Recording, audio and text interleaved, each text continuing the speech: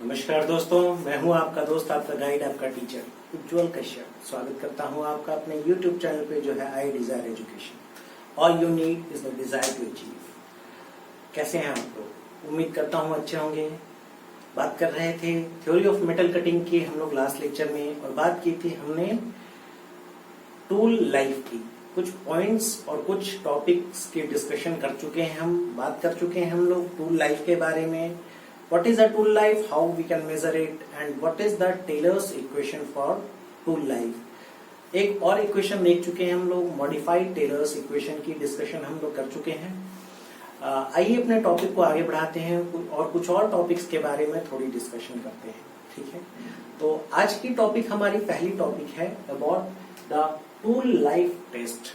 Tool life की test को कैसे कंडक्ट करते हैं। कई मेथड्स डिफाइन किए गए हैं। पहली जो मेथड आपकी डिफाइन की है that is conventional method, which is with the help of the conventional empirical formulas which is already been provided.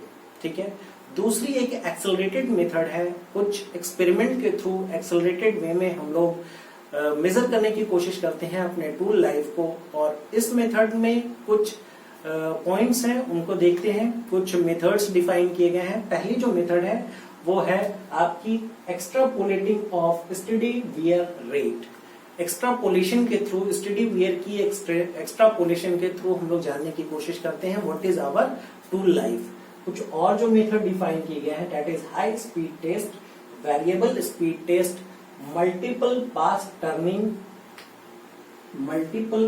Turning and taper turning. तो इन मेथड्स के हेल्प से हम लोग अपने टूल लाइफ की टेस्टिंग को कंडक्ट कर सकते हैं, डिफाइन कर सकते हैं और मेजर कर सकते हैं। तो पॉइंट यहां तक उम्मीद है क्लियर है। नेक्स्ट एक और पॉइंट की डिस्कशन आज हम लोग करने जा रहे हैं और वो है आपकी चिप इक्विवेलेंस। ठीक है, चिप इक्विवेलेंस एक इंपॉर्टेंट पैरामीटर है और इन्हें डिफाइन किया जाता है as a ratio of engaged cutting edge length to plane area of cut.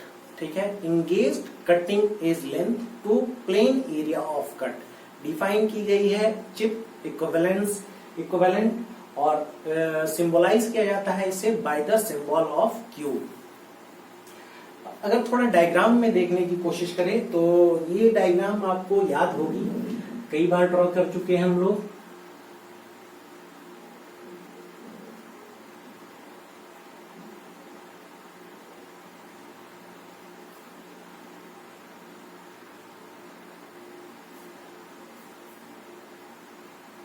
ये हमारा टूल का पार्ट है और ये हमारी वर्क पीस है। ठीक है, याद होगी हमने डिफाइन की थी इस एंगल को as CS, side cutting edge angle. ठीक है, तो आप देख सकते हैं कि टूल की जो एज है वो तो पूरी की पूरी इतनी है, कटिंग एज जो है, बट जो आपकी इंगेज पार्ट है वो बस ये लेंथ है। ठीक है, तो इस बात को थोड़ा ध्यान रखेंगे। और यहाँ देखिए ये हमारी figure single point cutting tool की एक डायग्राम है, और ये जो पॉइंट है जिसे हम लोग एज ए नोज डिफाइन करते हैं, और यहाँ पे हमने डिफाइन की थी आर, नोज रेडियस। ठीक है, इसकी इंगेजमेंट की जो पिक्चर है इसे थोड़ा मैग्नीफाई करके दिखाने की कोशिश की जा रही है यहाँ। ठीक है, और ये जो इंगेज्ड लेंथ है, इंगेज्ड लेंथ की जो थी यहाँ पे एरिया कवर्ड है, इसे डिफाइन करते हैं। एरिया इंगेजमेंट है उसे डिफाइन की जाती है as a plan area of cut. ठीक है, और ये पूरी की पूरी जो लेंथ अपनी कटिंग एज की कांटेक्ट में है, इंगेजमेंट में है with the work piece that is defined as the engaged cutting edge length. ठीक है, तो ये डायग्रामेटिकली शो करने की कोशिश हो गई कि चिप इक्विवेलेंट को किस तरीके से आप डिफाइन कर सकते हैं with the help of diagram. ठीक है, अब थोड़ी डिस्कशन करते हैं इस पॉइंट पे कि कौन सी पैरामीटर है जिसकी वजह से variation in this chip equivalent can be observe. तो देखिए पहली पैरामीटर जो यहाँ एंगल हमने डिफाइन की है वो क्या है, हमारी CS है, साइड कटिंग एज एंगल है। अब एक बात आप बताइए, अगर आपकी CS की वैल्यू इंक्रीज होती है तो ये जो इंगेजमेंट होगी वो भी इंक्रीज होगी, क्योंकि लेंथ क्या होगी, इंक्रीज हो जाएगी। आपकी कटिंग एज की जो लेंथ है वो क्या हो गई, इंक्रीज हो जाएगी, और इंगेजमेंट की जो लेंथ है वो इंक्रीज हो जाएगी। तो जब यहाँ न्यूमरेटर पार्ट इंक्रीज होगा तो जाहिर सी बात है हमारी जो चिप इक्विवेलेंट की वैल्यू है वो भी इंक्रीज कर जाएगी। ठीक है, तो ये पहली पॉइंट हो गई। ठीक है, बिल्कुल। यहां इस दौरान अगर आप CS की वैल्यू को इंक्रीज करते हैं और चिप इक्विवेलेंट इंक्रीज होती है, still experimentally it has been observed that the force, cutting force required for the metal cutting operation does not varies significantly. बहुत माइनर वेरिएशन आ सकती है बट बहुत सिग्निफिकेंट वेरिएशन नहीं देखी जाती है। एक छोटी सी पॉइंट और है इस पॉइंट से रिलेटेड कि अगर आप नोज रेडियस की वैल्यू को इंक्रीज करते हैं, अगर आप इस पार्ट में जो नोज रेडियस हमने डिफाइन किया था with the chip term single point cutting tool terminologies define की थी हमने, इसके बारे में जब डिफरेंट टर्म्स डिफाइन किया था तो यहाँ एक नोज रेडियस हम लोगों ने डिफाइन कर रखा है। अगर नोज रेडियस की वैल्यू को आप इंक्रीज करते हैं तो इस इंक्रीज के साथ ये जो कॉन्टैक्ट लेंथ है ये भी इंक्रीज होती है, which results in the increase of your chip equivalent ratio. Chip equivalent की वैल्यू इंक्रीज होती है। ये पॉइंट मैंने यहाँ मेंशन कर रखी है। अब देखिए बात, एक इंपॉर्टेंट पॉइंट ये है कि इस तरीके से अगर आप नोज रेडियस की वैल्यू को इंक्रीज करेंगे तो आपकी चिप इक्विवेलेंट क्या होगी, इंक्रीज होगी, and the tool life will also improve. Tool life इसीलिए इम्प्रूव होगी क्योंकि जो शार्पनेस होती है एज की वो क्या होगी, कम हो जाएगी, और कम होने की वजह से आपकी जो टूल लाइफ है, टूल जो है वो आपकी मोर स्ट्रेंथ पोजेस कर पाएगी और टूल लाइफ विल इम्प्रूव। तो ये इंपॉर्टेंट पॉइंट्स थे रिगार्डिंग दिस। अगर आप चाहिए तो एक स्क्रीनशॉट ले लीजिए। एक दो और टॉपिक्स हमें डिस्कस करने हैं अभी। पहले आप अगर चाहिए तो एक स्क्रीनशॉट ले लीजिए क्योंकि मैं मिटाऊंगा इन सब सारी चीजों को। उम्मीद करता हूं आप स्क्रीनशॉट ले चुके हैं।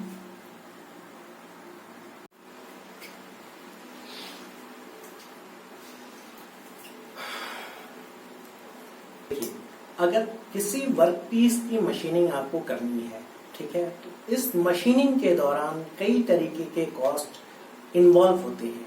ठीक है, कभी कभी ऐसी सिचुएशन आ सकती है कि आपकी जो टूल है उसको आपको रिग्राइंड करने की जरूरत पड़े, इन्वॉल्व होगी टूल रिग्राइंडिंग कॉस्ट। ठीक है, कभी ऐसी सिचुएशन आ सकती है कि टूल को आपको चेंज करने की जरूरत पड़े, इन्वॉल्व होगी टूल चेंजिंग कॉस्ट। कभी सिचुएशन ऐसी भी आ सकती है कि आपकी मशीन आइडल हो, इन्वॉल्व होगी आइडल कॉस्ट। ठीक है, अगर आप मशीनिंग करने की कोशिश कर रहे हैं और जितनी ज्यादा मशीनिंग करने की कोशिश कर रहे हैं, ठीक है, तो उस अकॉर्डिंग आपकी टूल की जो फेड अवे होने की टेंशन प्रॉब्लम है, आपकी टूल की जो टूलिंग कॉस्ट है, आपकी टूल की जो टूलिंग कॉस्ट है वो भी इंक्रीज होगी। मतलब आप जो जैसे आपकी टूल की जो कॉस्ट है वो इंक्रीज होगी, the tool cost will also increase. ठीक है, अब नंबर ऑफ अगर मशीन प्रोडक्ट्स की बात करें, अगर कई प्रोडक्ट्स आपको बनाने हैं, ठीक है, तो कई प्रोडक्ट्स बनाने के लिए आपकी जो टोटल मशीनिंग कॉस्ट है वो भी क्या होती है, डिक्रीज हो जाएगी। पर यूनिट कॉस्ट जो आएगी वो धीरे धीरे डिक्रीज हो जाएगी। तो इन सारे पैरामीटर्स को कंसीडर करके अगर आप ऑप्टिमाइज करने की कोशिश करें कि किस कॉन्स्टेंट्स को, किन वेरिएबल्स को कंसीडर करके और कितना प्लेस करके हम अपनी मशीनिंग ऑपरेशन को परफॉर्म करें ताकि हमारी कॉस्ट जो है वो मिनिमम आए, तो बात होगी इकोनॉमिक्स ऑफ मशीनिंग की। ठीक है, इकोनॉमिक्स ऑफ मशीनिंग की एक बेसिक डायग्राम है। बेसिक डायग्राम में आप देख सकते हैं कि वाई एक्सिस के लॉन्ग प्लॉट की जा रही है कॉस्ट पर यूनिट वॉल्यूम। ठीक है, एक्स एक्सिस के लॉन्ग प्लॉट की जा रही है आपकी कटिंग स्पीड, और तीन कॉस्ट को बेसिकली रिप्रेजेंट करने की कोशिश की गई है इस बेसिक डायग्राम में। एक आपकी टूल कॉस्ट है, एक आपकी कटिंग कॉस्ट है और तीसरी आपकी टोटल कॉस्ट है। ठीक है, अकॉर्डिंग टू द डायग्राम आप देख सकते हैं कि जैसे जैसे आपकी कटिंग वेलोसिटी इंक्रीज होगी, कटिंग वेलोसिटी जैसे जैसे आपकी इंक्रीज होगी, आपकी टूल पे जो लगने वाली कॉस्ट है, टूल कॉस्ट, वो इंक्रीज होती जाएगी। ठीक है, क्योंकि बार बार उसे रिग्राइंड करने की जरूरत होगी, बार बार हो सकता है टूल को चेंज करने की जरूरत हो। बट अगर बात करें कटिंग कॉस्ट की, तो with the increase of your cutting velocity the cutting cost will increase. और इनको ज्वाइंटली अगर प्लॉट करने की कोशिश करें और टोटल कॉस्ट को आप कंक्लूड करने की कोशिश करें, तो आपको ये डायग्राम अचीव होगी of total cost which is showing the minimum value on the point where both the curves intersect each other. ठीक है, तो ये बेसिकली एक रिप्रेजेंटेशन है regarding the tool cost, regarding the cutting cost and regarding the total cost। ठीक है, ये economics of machining की बेसिक डायग्राम है। एक और डायग्राम को प्लॉट किया गया है जहां कुछ और जो कॉस्ट इन्वॉल्व होते हैं उनको रिप्रेजेंट करने की कोशिश की गई है। ठीक है, दूसरी डायग्राम को देखेंगे, यहाँ भी कॉस्ट पर पीस की को प्लॉट किया जा रहा है according to the Y axis and along the X axis cutting speed को प्लॉट किया गया है। ठीक है, पहली चीज जो यहाँ दिखाई जा रही है वो है आपकी CN आइडल कॉस्ट। ठीक है, एक और कुछ और जो कॉस्ट यहाँ पे दिखाई जा रही है वो है CM जो मशीनिंग कॉस्ट को रिप्रेजेंट कर रही है, CT जो टूल कॉस्ट को रिप्रेजेंट कर रही है, CC जो टूल चेंजिंग कॉस्ट को रिप्रेजेंट कर रही है। एक यहाँ प्रोडक्शन रेट दिखाया गया है, प्लॉट किया गया है, और एक फाइनल फिगर आपकी टोटल कॉस्ट की प्लॉट की गई है। ठीक है, आप देख पा रहे हैं इस फिगर में कि CM मशीनिंग की जो कॉस्ट है वो with the increase in your cutting speed it will decrease. CM की जो वैल्यू है, क्योंकि टाइम क्या होगा, time incurred will less, time जो इन्वॉल्व होगा मशीनिंग में with the increase of your cutting speed that will decrease. तो आपकी कटिंग की जो कॉस्ट है, मशीनिंग की जो कॉस्ट है, उसे मेजर ही किया जाता है रुपीस पर मिनट में। ठीक है, तो अगर मिनट की वैल्यू घट गई तो आपकी CM मशीनिंग की वैल्यू घट जाएगी। बट कटिंग स्पीड के को इंक्रीज करने के साथ आप देख पाएंगे कि टूल कॉस्ट जो है वो आपकी इंक्रीज करेगी, क्योंकि due to the need of regular regrinding और चेंजिंग। CC जो है टूल चेंजिंग कॉस्ट, उनको अलग से दिखाया जा रहा है यहाँ। ठीक है, और प्रोडक्शन रेट की अगर डिस्कशन करें तो प्रोडक्शन रेट इनिशियली अगर आपकी कटिंग वेलोसिटी लो है तो प्रोडक्शन रेट भी कम है, बट धीरे धीरे प्रोडक्शन रेट इंक्रीज हो रही है with the increase of your cutting velocity. But after a certain limit the production rate will decrease with the increase of your cutting speed. क्यों?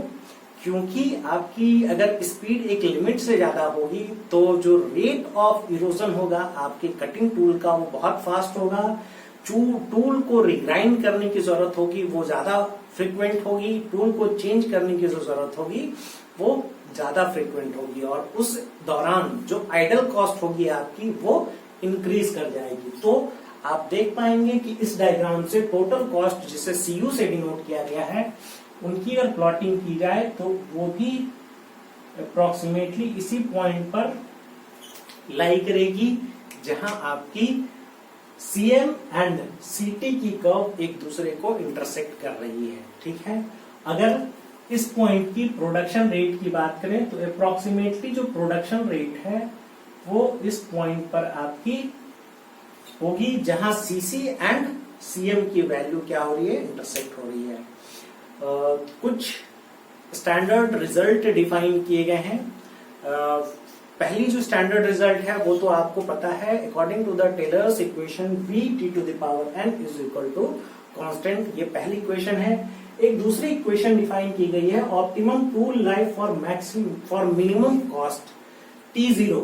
ठीक है, T0 की वैल्यू डिफाइन की गई है, T0 will be equal to TC plus CT by CM into 1 minus n by n। ठीक है, ये n जो है वो यही है कॉफिशिएंट। ठीक है, और एक दूसरी इक्वेशन डिफाइन की गई है for optimum tool life of the for maximum productivity minimum production time. ठीक है, मिनिमम प्रोडक्शन टाइम, तो इसकी वैल्यू डिफाइन की गई है T0 is equal to TC into 1 minus n by n। तो इस तरीके से इन दोनों फॉर्मूलाज को डिफाइन किया गया है, इनकी डेरिवेशन भी है। बट अभी हम लोग उसकी डिस्कशन नहीं करेंगे क्योंकि सिलेबस से बाहर है, वो चीजें कभी पूछी नहीं गई है। और अगर इन टर्म्स के बारे में थोड़ी सी मतलब डिस्कशन करें कि क्या किस चीज को डिनोट कर रहा है, तो ये भी बहुत इंपॉर्टेंट फैक्टर है। टीसी जो है वो डिनोट करने की कोशिश कर रहा है, डिनोट कर रहा है टूल चेंजिंग टाइम को, which is measured in minute. CT represents the tooling cost which is measured in rupees per service or replacement. CM represents the machining cost, which is represented in rupees per minute. VC is the cutting speed meter per minute. CU is the total unit cost. CC is the tool changing cost and CN is the ideal cost. ठीक है। अब दो और point है। एक point है ये कि आपकी सीटी जो है टूल चेंजिंग कॉस्ट, वो क्या क्या इन्वॉल्व करती है, मतलब क्या क्या कंटेन करती है। ठीक है, तो tool changing cost involves tool regrinding cost और tool depreciation per service per replacement cost. और इसी तरीके से CM the machining cost includes the labour cost and overhead cost per minute. तो ये हमारी डिस्कशन हो गई इकोनॉमिक्स ऑफ मशीनिंग की। आप चाहिए तो एक स्क्रीनशॉट ले सकते हैं।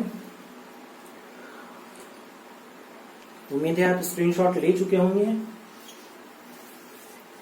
उम्मीद करता हूँ चीजें आपको यहाँ तक समझ आई। बहुत इंपॉर्टेंट पॉइंट है, कई बार क्वेश्चंस पूछे जा चुके हैं engineering service mains, UPSC civil services mains and even GATE में रेगुलरली और बहुत फ्रिक्वेंटली क्वेश्चंस आते हैं।